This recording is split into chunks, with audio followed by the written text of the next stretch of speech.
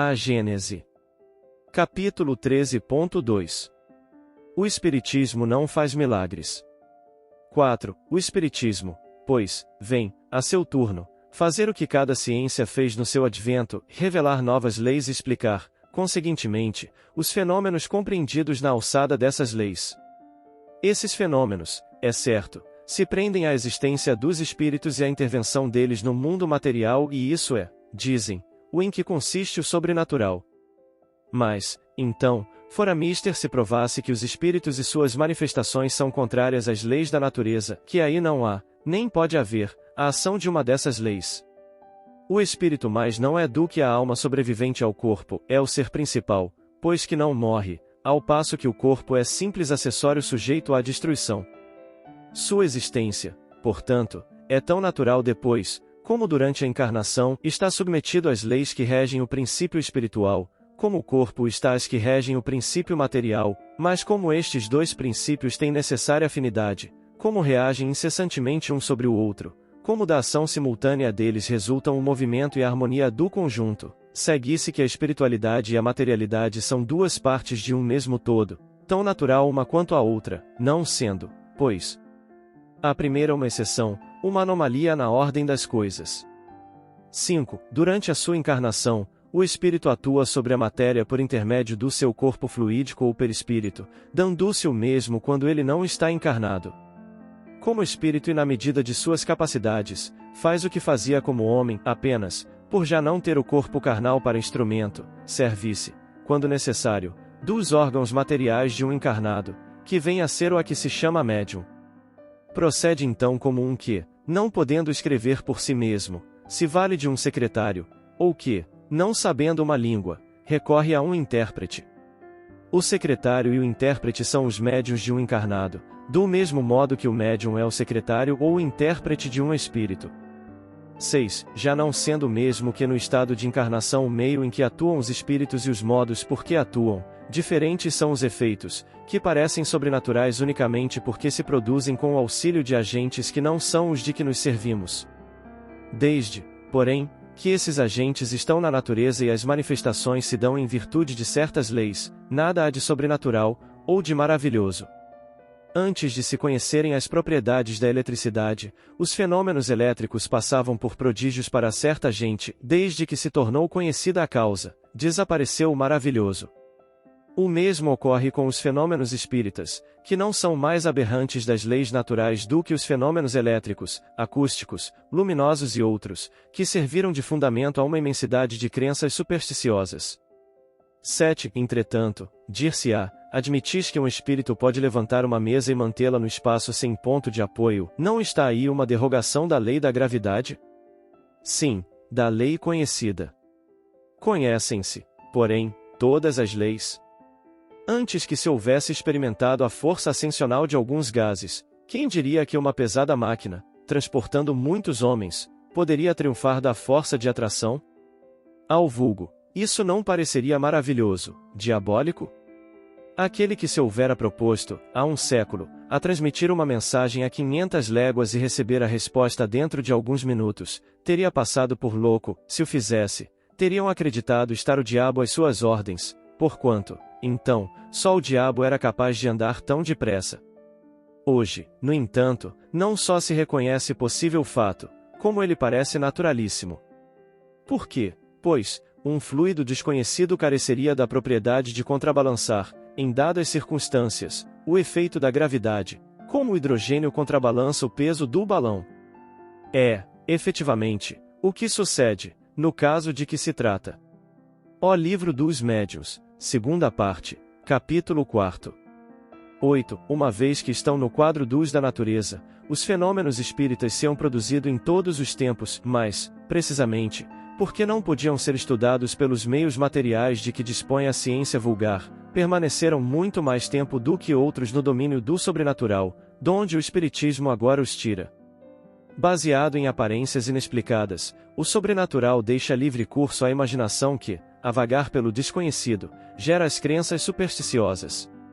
Uma explicação racional, fundada nas leis da natureza, reconduzindo o homem ao terreno da realidade, fixa um ponto de parada aos transviamentos da imaginação e destrói as superstições. Longe de ampliar o domínio do sobrenatural, o espiritismo restringe até os seus limites extremos e lhe arrebata o último refúgio. Se é certo que ele faz crer na possibilidade de alguns fatos, não menos certo é que, por outro lado, impede a crença em diversos outros, porque demonstra, no campo da espiritualidade, a exemplo da ciência no da materialidade, o que é possível e o que não o é. Todavia, como não alimenta a pretensão de haver dito a última palavra seja sobre o que for, nem mesmo sobre o que é da sua competência, ele não se apresenta como absoluto regulador do possível e deixa de parte os conhecimentos reservados ao futuro. 9. Os fenômenos espíritas consistem nos diferentes modos de manifestação da alma ou espírito, quer durante a encarnação, quer no estado de erraticidade. É pelas manifestações que produz que a alma revela sua existência, sua sobrevivência e sua individualidade, julga-se dela pelos seus efeitos, sendo natural a causa, o efeito também o é. São esses efeitos que constituem objeto especial das pesquisas e do estudo do espiritismo, a fim de chegar-se a um conhecimento tão completo quanto possível, assim da natureza e dos atributos da alma, como das leis que regem o princípio espiritual. 10. Para os que negam a existência do princípio espiritual independente, que negam, por conseguinte, a da alma individual e sobrevivente, a natureza toda está na matéria tangível, todos os fenômenos que concernem à espiritualidade são, para esses negadores, sobrenaturais, portanto, quiméricos. Não admitindo a causa, não podem eles admitir os efeitos, e quando estes são patentes, os atribuem à imaginação, à ilusão, à alucinação e se negam a aprofundá-los. Daí, a opinião preconcebida em que se acastelam e que os torna inaptos a apreciar judiciosamente o espiritismo, porque parte do princípio de negação de tudo o que não seja material.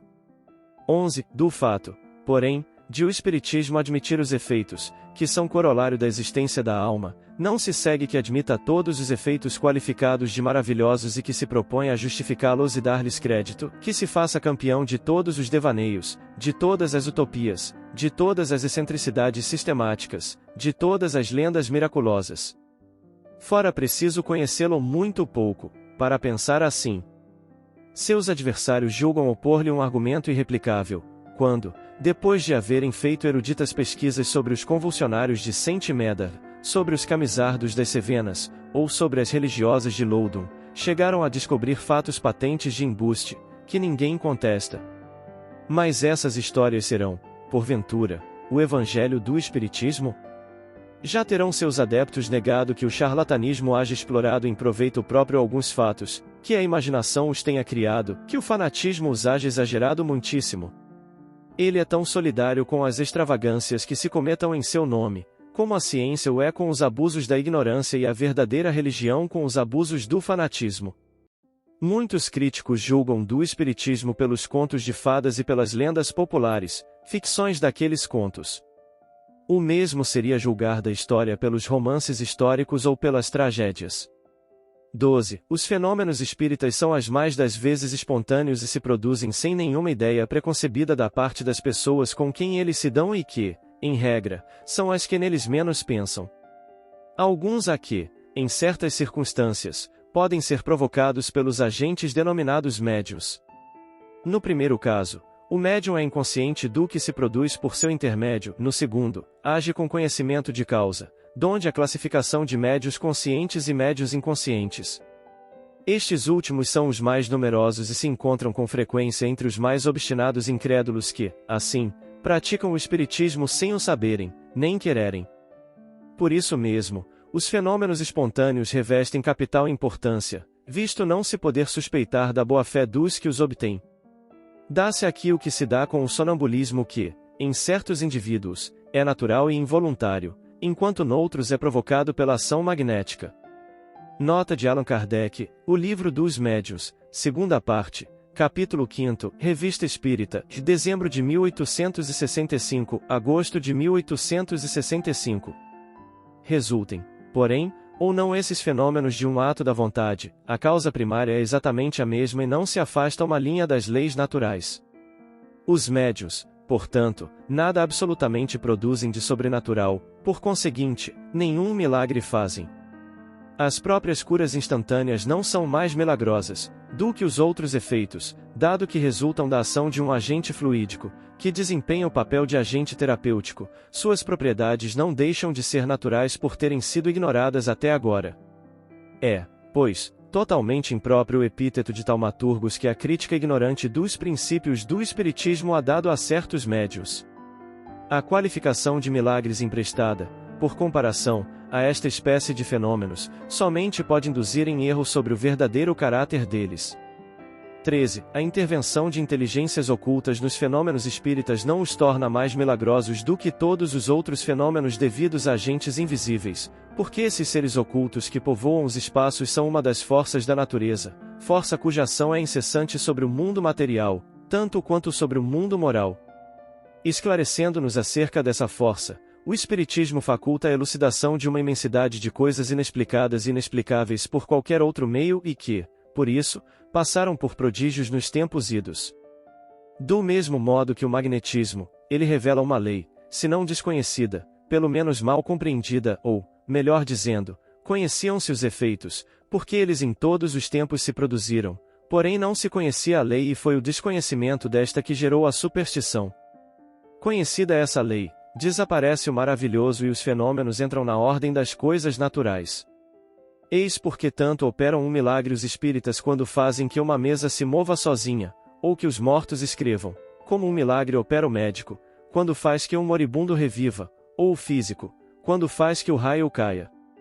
Aquele que pretendesse, com o auxílio desta ciência, fazer milagres seria ou um ignorante do assunto, ou um enganador de tolos. 14. Pois que o Espiritismo repudia toda pretensão às coisas miraculosas, haverá, fora dele, milagres, na acepção usual desta palavra.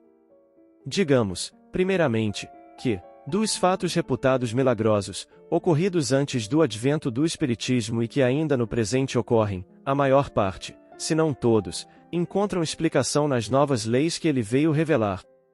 Esses fatos, portanto, se compreendem, embora sob outro nome, na ordem dos fenômenos espíritas, e como tais, nada tem de sobrenatural. Fique, porém, bem entendido que nos referimos aos fatos autênticos e não aos que, com a denominação de milagres, são produto de uma indigna trampolinice, com o fito de explorar a credulidade. Tampouco nos referimos a certos fatos lendários que podem ter tido, originariamente, um fundo de verdade, mas que a superstição ampliou até o absurdo. Sobre esses fatos é que o Espiritismo projeta luz, fornecendo meios de apartar do erro a verdade.